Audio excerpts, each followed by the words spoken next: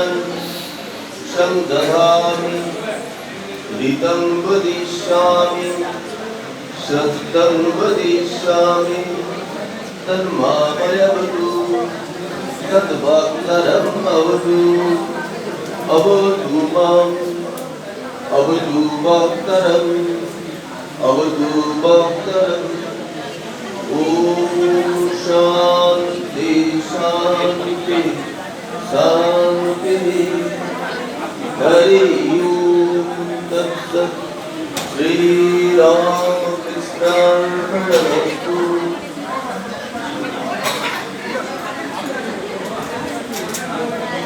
সমবেত শ্রোতৃমণ্ডলী, আজকে আমরা এই মনোরম বিকেলে আজকে একটি আধ্যাত্মিক ভাবভূমিতে আমরা সবাই উপনীত। আজকের এই উৎসব মুখর যে বিকাল, অন্য দিনের থেকে এটি স্বতন্ত্র। মানুষ জন্মের পর থেকে সে জানতে চায় সে কোথা থেকে এসেছে, কোথায় তাকে যেতে হবে, তার পরাম গতি কি হবে। আমরা সারাটা জীবন বিভিন্ন ভাবে কর্মের মধ্যে দিয়ে, ব্যস্ততার মধ্যে দিয়ে, শিক্ষা দীক্ষার মধ্যে দিয়ে কাটে, কিন্তু এমন একটা সময় আমাদের আসবে জীবনে, আজ হোক কাল হোক, যেদিন আমাকে একজন গাইডের প্রয়োজন হয়ে পড়বে, যে গাইডকে অবলম্বন করতে হবে আমাকে। আমরা হয়তো এই মুহূর্তে আমাদের কোনো গাইডের প্রয়োজন নেই, আমরা নিজেরাই চলতে পারি। যেমন কোনো দূর দূরান্তে বেড়াতে গেলে একটা গাইডের প্রয়োজন হয়, তেমনি এই যে মানব জীবন, আমাদের অভিজ্ঞতা নেই এই জীবনের উন্নয়ন। এই জীবনের উন্নয়ন কি রকম? উপনিষদকার বলছে জিজি বিশেষ শতং সমান। কত বছর বাঁচবে? 100 বছর। উপনিষদকার বলেছেন আমাদের আয়ু হচ্ছে 100 বছর। যে 100 বছর ছুঁতে পারে সে পূর্ণ তেজ পথে এগিয়ে। কেউ কেউ হয়তো 50 যাত্রা থেমে যায়, কারণ হয়তো আরো কমে থেমে যায়। তারা পূর্ণ জীবনের অভিজ্ঞতা সঞ্চয় করতে পারে। আবার কেউ স্বল্প আয়ু নিয়ে আসে, সে পূর্ণ জীবনের অভিজ্ঞতা হয়তো ছিল। তবে এই বিশেষ শতং সমা বলতে উপনিষদকার বোঝাচ্ছেন যে 100 বছর তুমি বাঁচবে এবং 100 বছরের মধ্যে একটা অভিজ্ঞতা সঞ্চয় করে যাবে। সেই অভিজ্ঞতা কি? এই জগতের অভিজ্ঞতা। আমরা ইহলোক পরলোক দুটি লোকের কথা যদি অনুমান করি, অনুভবের থেকে অনুমান করবো, কারণ আমরা ইহলোকে আছি আর পরলোকে আমাদের অনুমান করতে পারি, যেহেতু সেটা আমাদের অনুভব হয়নি। তাই আমাদের পরাঙ্গতি কি হবে, এই জীবনের পরিণতি কি হবে। আমি যদি দুটি মানুষকে পাশাপাশি বসাই, একজনকে দেখি যে ছোটবেলা থেকে সে পড়াশোনায় মেধাবী ফার্স্ট হয়ে যাবে, আরেকটি ছেলে সে ছোটবেলা থেকে ফেল করেই যাচ্ছে, তাহলে এর পরিণতি কি হবে, এর পরিণতি কি হবে। আমরা যদি এইরকম দুটি চরিত্র সামনে রাখি, দেখবো যে ছেলেটি ফার্স্ট হয়ে সব কিছুতে ফার্স্ট, তার বাইরে প্রতি মুহূর্তে একটি করে চাকরি এসে পড়ছে। সে কোন চাকরিটা নেবে না নেবে সেটা সে নিজেই ঠিক করে নেয়। পরন্তু যে প্রতি পদক্ষেপে প্রতিটি ক্লাসে যখন অকৃতকার্য হচ্ছে, তার ক্ষেত্রে হয়তো চাকরি পাওয়া হয়তো দুষ্কর হচ্ছে, আবার বেশ কিছু চাকরি সে নিজে জোগাড় করে নিতে পারে। সে কথাটা আমরা বুঝছে রাখলাম, কারণ কিছু অসৎ পথ অবলম্বন করতেই পারে, সেটাকেও সে চাকরি মনে করতে পারে। কারণ সমস্ত কিছু শিখতেই তো একজন গুরু লাগে, একজন গাইড লাগে, সেই জন্য লোক থাকে। কাজেই আমাকে জানতে হবে এই জীবনের পূর্ণত্বে পৌঁছানোর কথা জানতে হবে, এবং আমাকে কোথায় যেতে হবে সেটা আমাকে জানতে হবে। তাই মানুষ এমন একটা সময়ে মুখোমুখি হবে যেদিন তার জীবনের প্রয়োজন হবে। অর্থাৎ আমি যে এই মানব জীবন এত কাল কাটালাম, কিন্তু এটাকে কি পেলাম এবং এর পরিণতি কি, আমি কি জানবো, কি পাবো, এটা আমাদের কিন্তু প্রত্যেকের প্রশ্ন আছে। আজকে যারা নবীন তারা হয়তো কথাটি অতটা বিশ্বাসযোগ্য তাদের কাছে হবে না, কিন্তু যখনই আপনি পরিণত হবেন তখন আপনার মনে এই প্রশ্নগুলো আসবে যে এরপর সেদিন বলা হয় যে গুরুর প্রয়োজন। ঈশ্বর হচ্ছে গুরু, যিনি একজন গাইড। শ্রীরামকৃষ্ণ এটি খুব কথামৃতে খুব সুন্দর করে বলেছেন, গুরু কি জানো? কূটনীতিক। কূটনীতিক এরকম ঘটক, এক পরিবারের সঙ্গে আর এক পরিবারের পরিচয় করিয়ে দেয়, তাকে বলা হয় ঘটক। সেই রকম আমাদের এই জগতের সঙ্গে ঐশ্বরিক জগতের যিনি সংযোগ করিয়ে দেন তিনি হচ্ছেন গুরু। সেটি যে কোনো মানুষের মাধ্যমেই হতে পারে। আপনার পাড়াতে বহু মানুষ আছে, তার মধ্যে কোনো একজন মানুষকে আমরা সবাই মাস্টারমশাই বলি বা আরো কিছু ভগবত তুল্য ব্যক্তি হিসেবে তাকে শ্রদ্ধা করতেই পারে। তার আচরণ, তার ব্যবহার, তার কথা, তাকে দেখে আমাদের মনে হয় লোকটি অন্য মানুষের থেকে স্বতন্ত্র। সেই মানুষের কাছে আমি যাই না কেন, যে আমি কোথায় যাবো, আমার কি করণীয়।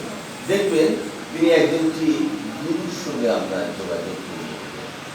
আমরা স্কুলের ছাত্রদের পড়াবার সময় খুবই কোথায় ভালো মাস্টারমশাই পাওয়া যায়। আমাদের এই জীবনটা শুনে যদি আমাদের নিজের ব্যক্তিগত জীবনকে তুলনা করা হয় যে কোথায় পাওয়া যায়, যে কোথায় আছে, দেখবেন আমরা কিন্তু এভাবে একজন অভিভাবক বা একজন গাইড বা গুরু আমরা যে অনুষ্ঠান মঞ্চে বসে রয়েছি, এখানেও আমরা কিন্তু একজনকে অনুসরণ করেই বসে আছি। আমরা তার জীবন দর্শন আমরা অল্প বিস্তর কেউ কেউ জেনেছি, কেউ কেউ জানি, তবে তার একটা আকর্ষণীয় শক্তিতে আমরা এসেছি। তিনি কোন এক অলক্ষ থেকে আপনাকে আমাকে আকর্ষণ করছে, যে আকর্ষণ থেকে আমরা কৃষ্ণ কথাটির অর্থই কৃষ্ণ তিনি আকর্ষণ করেন, দর্শন করেন। তা আমাদের তিনি যেন অলক্ষ থেকে আকর্ষণ করছেন। সেই আকর্ষণে অর্থাৎ হে ভগবানের যে তুমি ত্যাগবাদে উন্নীত হও, অর্থাৎ ত্যাগবাদে নিজে প্রতিষ্ঠিত হও, ত্যাগের পথকে অনুসরণ করো। তাই উপনিষদটা বলছে ত্যাগের শান্তি, ভোগের শান্তি নয়। আমরা কোনো একটা খুব ভালো জিনিস যদি খাই, সেটা আমাদের কতক্ষণ থাকে? 3 ঘন্টা, এর থেকে বেশি থাকে না। সেজন্য আনন্দ কিরকম হবে? যা ক্ষণস্থায়ী নয়, দীর্ঘস্থায়ী, চিরস্থায়ী। আনন্দ দেব কল্যাণী ভূতানি যায়। সমস্ত জীব আনন্দই যাতনা, সে আনন্দ আহরণ করতে থাকে এবং পরিশেষে সে আনন্দ লোকে ভাবিত হয়। তাহলে সে আনন্দ লোকটা কি? যে আনন্দ হবে নির্মল আনন্দ, যে আনন্দ হবে পবিত্র আনন্দ, যে হবে অমৃত আনন্দ, যে আনন্দ লোকে যিনি কান্ডারি, তার দিকে এগিয়ে যাওয়াই হচ্ছে আনন্দের অনুসরণ। আনন্দ আমাদের চারিদিকে আছে। আনন্দের ফসলা যেদিকে তাকাবেন সেদিকেই দেখতে পাবেন। যিনি প্রকৃতি প্রেমী, তিনি ফুল, কীট পতঙ্গের মধ্যে থেকে আনন্দ, প্রকৃতির বৈচিত্র্য রূপ থেকে আনন্দ আহরণ করবেন।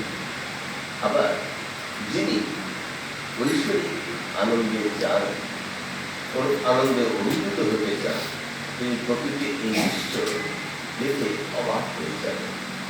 আপনাদের কাছে যদি শ্রীরামকৃষ্ণের একটা কথা বলি, বোধ হয় বেমানা হবে না।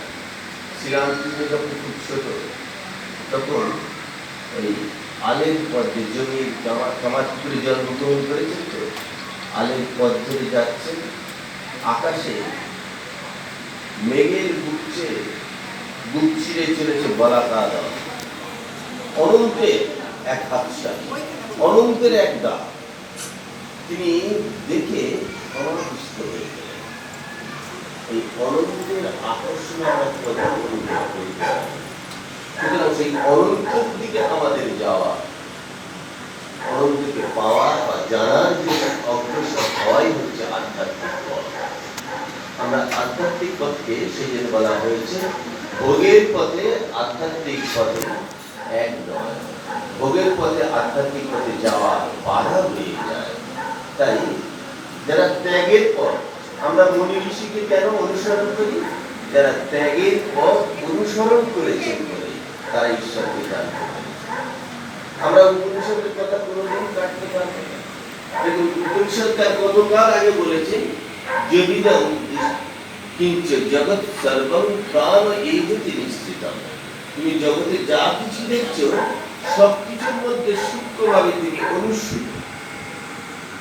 জগতে যা যা আছে তার মধ্যে তিনি সূক্ষ্মভাবে অনুষ্ঠিত এবং তাকে প্রাণ রূপে।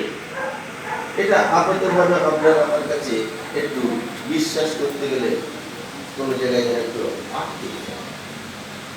অথচ উপনিষদকার বললেন এই সূত্র, তারা তো ধ্যানে পেয়েছে। সে কথা তো কখনো কাটবার না, কোনো যুক্তি তো সেখানে খাটবে না।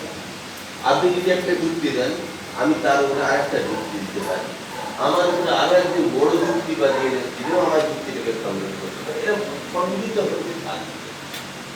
যদি পরিক্রম হয়, যদি ধ্যানলব্ধ হয়, তাকে কখনো খণ্ডন করা যায়। তাই মুনি ঋষিরা যেটা বললেন, যদিদং কিঞ্চ জগৎ সর্বং প্রাণ এইরূপে নিশ্চিতম। জগতের সমস্ত কিছুর মধ্যে সূক্ষ্ম প্রাণরূপে বিরাজ করে ভগবান সূক্ষ্মভাবে সমস্ত কিছু করতে রয়েছে। আমরা বলি না, এই কীট পতঙ্গের মধ্যে ভগবান আছে, সব কিছুর মধ্যে, এই গাছের মধ্যেও ভগবান আছে। এই কথা আমরা যতটা বিশ্বাস করেছিলাম সেটিকে আরো বেশি বিশ্বাসযোগ্য করে তুলেছেন আচার্য জগদীশচন্দ্র। তিনি বৈজ্ঞানিক যন্ত্রপাতি সভায় এবং ধ্যানের গহ্বরে তিনি আবিষ্কার করলেন যে গাছের মধ্যেও প্রাণ আছে। এটা তিনি কিন্তু সূত্রটা পেয়েছিলেন উপনিষদ। আমাদের সমস্ত সূত্র উপনিষদেই আছে। সেগুলি কিন্তু আমরা যদি গবেষণার মধ্যে দিয়ে এগিয়ে যাই তাহলে সেটি পাবো। আর ঋষি তিনি ধ্যানে আবিষ্কার করেছেন, আর বিজ্ঞানী তিনি যন্ত্রপাতি সহ। বিজ্ঞানী একটা জ্ঞানী, একটা জ্ঞানী। দেখবেন বিজ্ঞানী একটা সূত্র পেয়ে সেটাকে নিয়ে অপর বেশি চিন্তা করে যন্ত্র সহায় সেটা কিভাবে জগতের সামনে তুলে ধরে। আর বিজ্ঞানীর থেকে ধ্যানীকে আরো এক ধাপ আমরা এগিয়ে দিই কি জন্য? তিনি ধ্যানীটা আবিষ্কার করেছেন, উনি প্রমাণ করলেন পরীক্ষার দ্বারা, কিন্তু সেটি তিনি আমাদের কাছে আনলেন। সেই জন্য একটা বিজ্ঞানীরও ভূমিকা রয়েছে। আমরা আজকে বিজ্ঞানের যুগে আমরা বিজ্ঞান মনস্ক, আমরা যুক্তিবাদকে বেশি প্রশ্রয় দিই, আশ্রয় করি। এবং শুধু তাই নয়, এই যুক্তিবাদটা তখনই আমার কাছে আরো দৃঢ়তা পাবে যদি আমি ধ্যানে উপলব্ধি করি, আমি যদি একটু ধ্যান করি। সেই জন্য এখন যত বড় বড় আইটি সেক্টর যেসব আছে বিভিন্ন জায়গায় দেশ বিদেশে, যেখানে শিল্পাঞ্চল আছে, দেখবেন তারা বেদান্তের সূত্রগুলো নিয়ে তাদের মেডিটেশন করার একটা ব্যবস্থা রেখেছে। কেন? মেডিটেশনে মানুষের শক্তি বাড়ে। শক্তি, তার যে অন্তর্নিহিত যে শক্তি আছে সেই শক্তিকে সে জাগাতে পারে। স্বামীজি বলছেন যে তোমার মধ্যে অনন্ত শক্তি আছে, তাকে তুমি জাগাও। আমরা জানতে পারি না একদিন ঘুমন্ত শিশুর বিক্রম। যখন একটা সিংহ যখন ঘুমন্ত রয়েছে তার বিক্রম বুঝতে পারি না। আমরাও সেই ঘুমন্ত শিশুর মধ্যে নেই। আমাদের মধ্যে কি আছে আমরা জানতে পারি না। কিন্তু যখন আমি ধ্যানের গহ্বরে প্রবেশ করি তখন নিজেকে আস্তে আস্তে আবিষ্কার করি। তাই জগতে যত ঋষি মনীষী মহাপুরুষ এসেছেন তারা কিন্তু ওই ধ্যানে গহ্বর থেকে আবিষ্কার করেছে এবং সেগুলি তারা জগৎকে উপহার স্বরূপ দিয়েছেন। আমরা সেগুলোকে নিয়ে জীবনকে চালনা ও এগিয়ে যাওয়ার সোপান খুঁজে পাই। আমাদের প্রতিটি মুনি ঋষি মহাত্মা যারা এসেছেন আমাদের যেন সেই অমৃত লোকে পৌঁছাবার এক একটা সোপান করে দিয়েছে। কেউ জ্ঞান পথ, কেউ ভক্তি পথ, কেউ কর্মের পথ, কেউ সেবার পথ। বলছে যদি ঠিক ঠিক জীব সেবা করা যায়, বলছে মুক্তি করো তরলতা। এটা এই যুগের ঋষি স্বামী বিবেকানন্দ বলছে যে তোমার মুক্তি করো তরলতা, ঠিক ঠিক যদি জীব সেবা করা। সেই জীব সেবাটা কিরকম হবে? ভগবান গীতায় বলছেন কর্মে বাহিকা রাস্তে মা ফলে করা যায়। তুমি কখনো কর্মে কর্ম করার অধিকার তোমায় দেওয়া হবে, কিন্তু তুমি কখনো অধিকার চাইবে না আমি এটা করেছি এটা পেলাম না কেন, এইটি কখনো করা চলবে না। তাহলে আমার ওই সেবা করাই আমার কর্তব্য। এখন চতুর্থ শ্রেণীর কর্মীরা বলবেন তাহলে আমরা কেন টেবিল বুঝবো? আর প্রথম শ্রেণীর কর্মী সে বলবো কেন আমি টেবিলে বসে থাকবো? এটা কিন্তু আমাদের একটু মনের মধ্যে প্রশ্ন জাগতেই পারে যে একজন চতুর্থ শ্রেণী একজন প্রথম শ্রেণী অফিসের একটি আমরা তুলনা করে। তাহলে আমাদের কর্মের অধিকার, ফলের অধিকার, এই কর্মজীবীগুলো উভয়ই একই রকম কর্ম করে যাচ্ছে না, কর্ম হয়তো আলাদা আলাদা, কিন্তু দুজনই কর্ম করছে। যিনি এই কর্মে নিয়োগ করেছেন তিনি আরো করে তাকে যদি ভগবান তুল্যই মনে করি বা ভগবত প্রেরিত মনে করি, তিনি কিন্তু আমাদের সকলকে লক্ষ্য রাখছেন। কাজেই আমাদের মনে রাখতে হবে যে আমরা আজকে যার নামে এইরকম একটি দিনকে আজকে অতিবাহিত করছি কথায়, গানে, নাচে ইত্যাদির মধ্য দিয়ে, যে আমি একটা পবিত্র শুদ্ধ আত্মস্বরূপ নিজেকে জানি। উপনিষদটা বলছেন আত্মবুদ্ধি, তুমি নিজেকে জানো। আমি যদি নিজেকে জানতে পারি তাহলে আমি জগৎকে জানতে পারি। আমাকে নিজেকে জানতে হবে। যারা জেনেছেন তারা জগৎ পূজ্য হয়ে রয়েছে, জগৎ তাদের পূজা করে। আমরা আজকে এই অনুষ্ঠানে এসে অন্তত আমাদের এটাই মনে হচ্ছে, আপনাদের সকলকে দেখে আমাদের মনে হচ্ছে ফেস হচ্ছে ইন্ডেক্স অফ মাইন্ড, তাই তো? তা আমাদের দেখে মনে হচ্ছে আপনারা কোন এক আধ্যাত্মিক ক্ষুধা আপনাদের আছে, যে ক্ষুধা আপনারা ক্ষুধার্ত হয়ে এখানে আসেন এবং এখান থেকে যে ক্ষুধার্ত তৃষ্ণার্থী যারা আসেন সেটি আপনারা এখানে পান, সেই জন্যই আসেন। কাজে আমাদের সেই তৃষ্ণা নিবারণের জন্য আধ্যাত্মিক পথকে পান। এই পথে হচ্ছে বহু বাধা হয়। আপনি কোনো একটা মঠে বা কোনো মন্দিরে যদি যান, দেখবেন আপনার প্রতিবেশী আপনাকে প্রশ্ন করবে ওখানে কি যাও, কেন যাও, কি পাও, অনেক প্রশ্ন করবে। আপনি যে একটি নির্মল আনন্দ পাচ্ছেন সেটি কিন্তু মানুষ বোঝে না, বোঝানোর চেষ্টা করে। তাহলে আমি একটা আনন্দের জন্যই এখানে আসি। তাই বলছেন উপনিষদটা বলছে আনন্দার দেহে বক্ষল্লি মানি কৃপানি যায়। মানুষ আনন্দে জাত হয়, সারাটা জীবন আনন্দে কাটাতে চায় এবং পরিশেষে সে আনন্দ লোকে যেতে চায়। সুতরাং এই আনন্দ লোকা কোথায়? আমাদের এইরকম নির্মল আনন্দ আহরণ করে নিতে হবে। তার নামে দিতে হবে, তার কাজে দিতে হবে। আমরা তো প্রত্যেকে নিজস্ব একটা আইডেন্টিটি আছে, প্রত্যেকে নিজস্ব কাজে আমরা ব্যস্ত থাকি। তৎসত্ত্বেও আজকে সমস্ত কর্মের বিরতি ঘটিয়ে আজকে আমরা যেখানে অতিবাহিত করছিলাম একটি পবিত্র নামে, পবিত্র চিন্তায় নিজেকে নিমজ্জিত রাখা। আচ্ছা, কতক্ষণ ভালো থাকেন বলুন তো আপনি 24 ঘন্টার মধ্যে? আপনাকে যদি প্রশ্ন করি যে আপনি বলতে পারবেন 24 ঘন্টার মধ্যে আপনি কতক্ষণ পড়াশোনা করেন, কতক্ষণ আপনি ধ্যান করেন, কতক্ষণ আপনি ভালো থাকেন? দেখবেন প্রত্যেকের জীবনে এর উত্তর আলাদা আলাদা আছে। তবে এইটুকু আমরা মনে করতে পারি যতক্ষণ ঈশ্বরের নাম করি ততক্ষণ আমি খুব ভালো থাকি। মাঝে মাঝে বলি আজকে খুব ধ্যান জমে গিয়েছিল,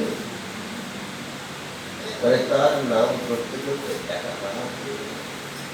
যখন নাম আর নামই অভেদ অনুভব হবে, যখন ঈশ্বরের চিন্তায় নিজেকে ডুবিয়ে ফেলি, তখন কিন্তু আর আমার আমিত্ব থাকে না, আমার ক্ষুদ্র আমি কোথায় দূরে চলে যায়। তাই আমরা এই ক্ষুদ্র নিজস্বতা আমিত্ব এটাকে নিয়েই আমরা ভেবে ব্যস্ত। মাঝে মাঝে মনে হয় এই বিরাট নক্ষত্র, বিরাট এই জগৎ, বিরাট এই লোক, বিভিন্ন লোক রয়েছে, সেই লোকের মধ্যে আমি কি তুমি একটি বিন্দুমাত্র সুযোগ পাবো? এই যে সাগরে অসংখ্য বুদবুদ, তার মাত্র আমরা মাঝে মাঝে আমরা যখন নিজের নিজস্বতাকে দিয়ে যখন ঝটকা বাজাই, তখন কিন্তু মনে হয় আমি কি সেই গ্রহ নক্ষত্রের কোনো পরমাণুর মতো জায়গায় আছি? তবুও মানুষের এত গর্ব, আমরা এই নিয়েই থাকি। তাই আমাদের মনে রাখতে হবে, যিনি আমাদের জগতে পাঠিয়ে দিয়েছে তার কিছু করলাম। কবি বিদ্যাপতি খুব আক্ষেপ করে গিয়েছিলেন, সুতমিত রমণী সমাজে তবে বছর করবে না, যে আমি তো এইভাবে কাটিয়ে দিলাম।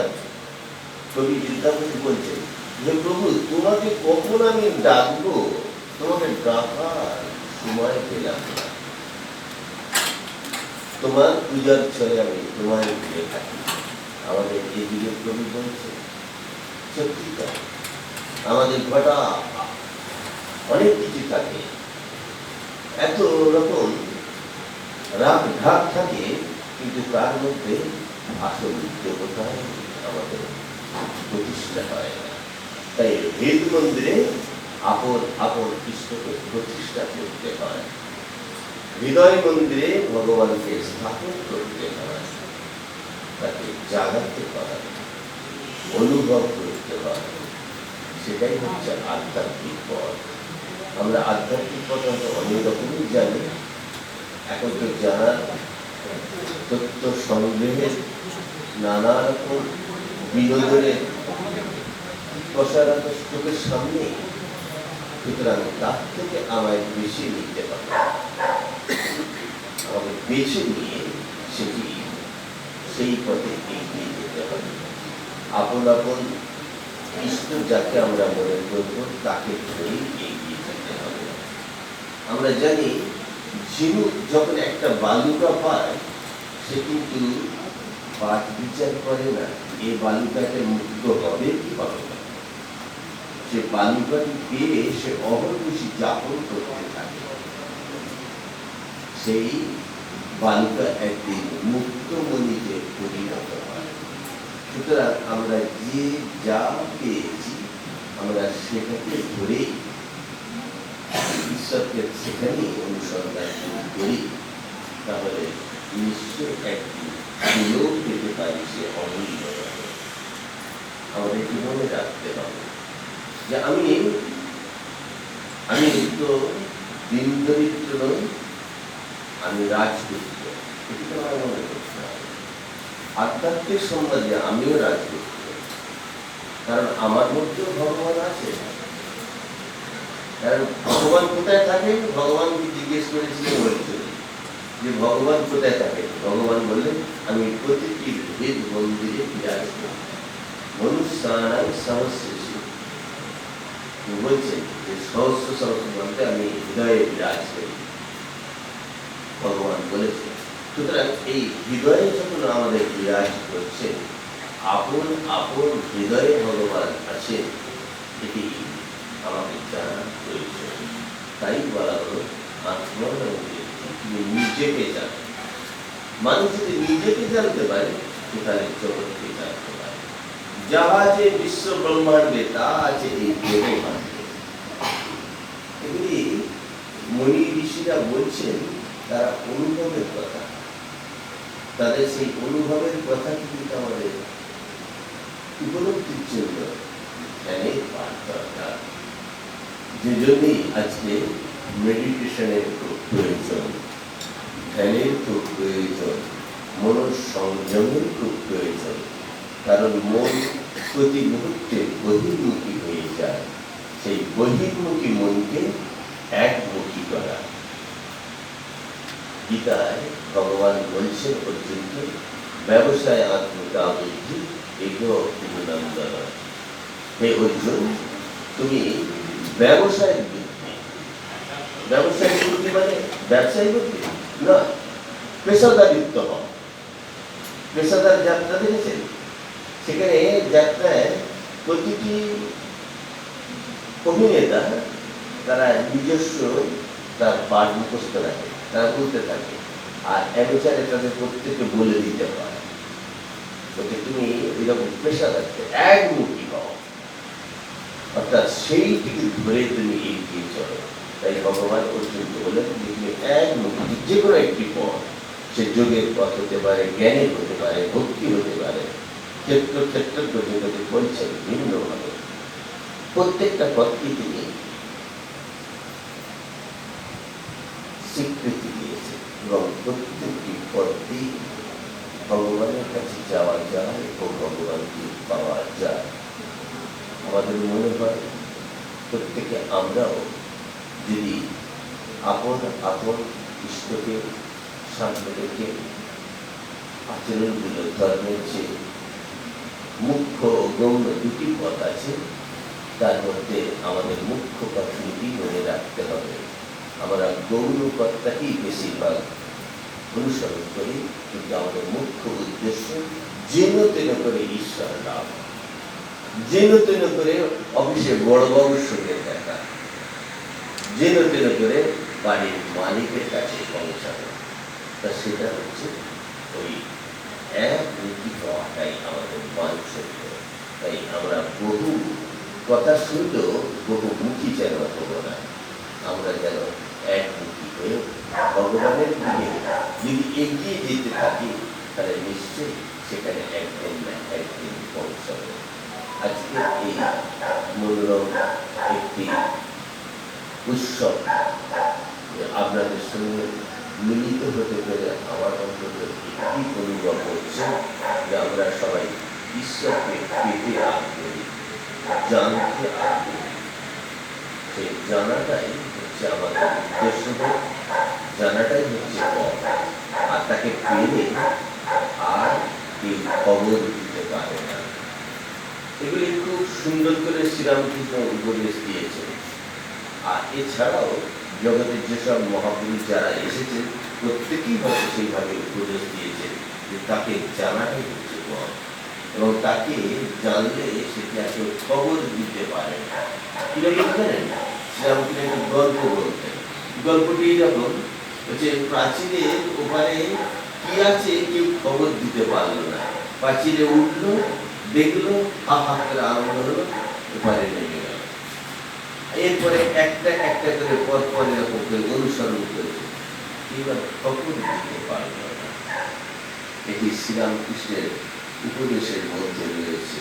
অর্থাৎ এর মধ্যে তিনি বলতে চাইছেন, ভগবানকে যিনি পান, যিনি দর্শন করেন, তিনি যে ওই আনন্দে তিনি ডুবে থাকেন, তিনি সেই আনন্দ পেয়ে আর আমাদের কাছে ফিরে আসেন। তাই সেখানেই তিনি থেকে যান। আমাদেরও মনে করতে হবে সেই আনন্দের সন্ধানে যাওয়াটাই হচ্ছে সাধনা। আমরা সেই আনন্দের সন্ধানের জন্যই আমরা এখানে উপনীত। ওই আনন্দই আমাদের পথকে এগিয়ে নিয়ে যাবে। আমরা যেখানে আনন্দ পাই সেখানেই ছুটে যাই। আমাদের সেই আনন্দের মধ্যে বেছে নিতে হবে ঐশ্বরিক আনন্দ, নির্মল আনন্দ, যে আনন্দ আমাকে কখনো নিম্নগামী করবে না, আমাকে সবসময় ঊর্ধ্বগামী করবে। আমাকে ঊর্ধ্বগামীর পথে এগিয়ে যাওয়াই হচ্ছে আনন্দ। ভগবানের কাছে প্রার্থনা করি তিনি আমাদের সকলকে ঊর্ধ্বমুখী করে তুলুন, অর্থে নয়, আমাদের মনকে ঊর্ধ্বমুখী করে তুলুন। ত্যাগের মহিমায় উন্নীত করবে। আমরা হয়তো অনেকেই বলতে পারি যে ত্যাগ কেন নেব, ত্যাগের পথকে কেন অনুসরণ করব, কারণ সেখানেও উপনিষদকার বলছে ত্যাগাৎ শান্তি নিরন্তর, ত্যাগের অমৃতত্ব মানুষ। গীতায় ভগবান বলেন একমাত্র ত্যাগেতেই তুমি চিরন্তন আনন্দ পেতে পারো। সুতরাং আমরা যা যা ভোগ্য বস্তুর আনন্দ পাব সেটি কিন্তু ক্ষণিকের জন্য। তাই আমাদের ত্যাগের পথকে অনুসরণ আজ হোক কাল করতেই হবে।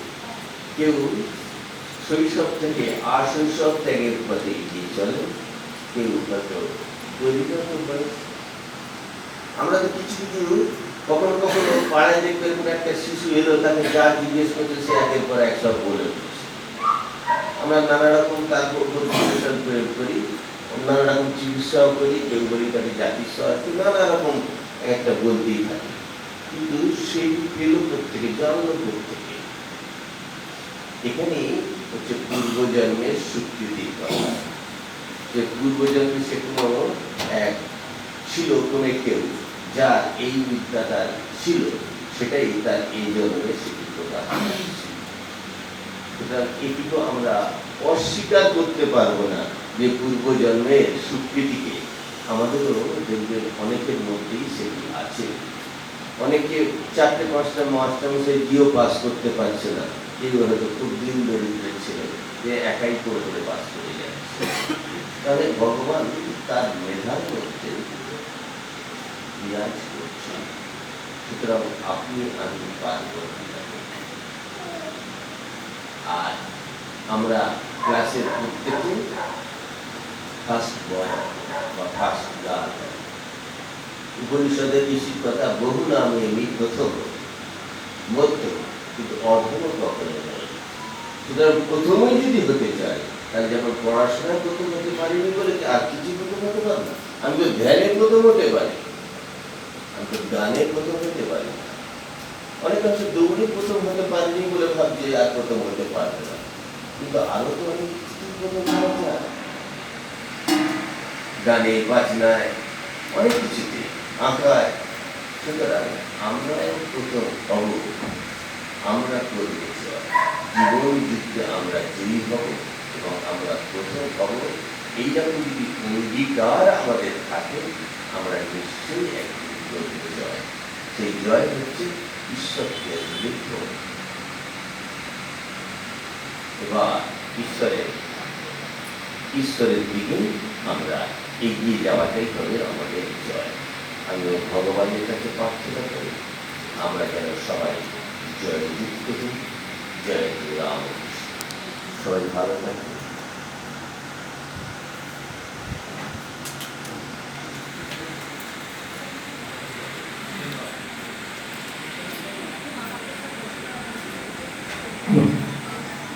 ओम सच्चिदानंद सद्गुरु साईनाथ महाराज की जय। আমরা মহারাজের কাছ থেকে বেশ কিছু অমূল্য জিনিস শুনলাম, যেটা আমি